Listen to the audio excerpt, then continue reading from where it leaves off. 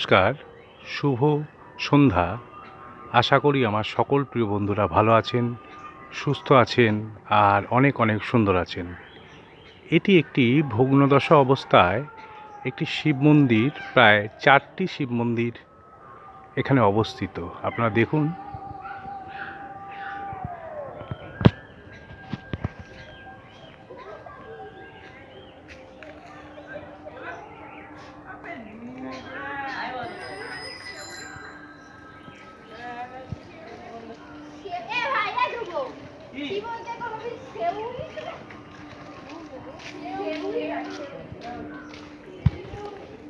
প্রায় 600 বছর ধরে এই শিব মন্দিরটি রয়েছে।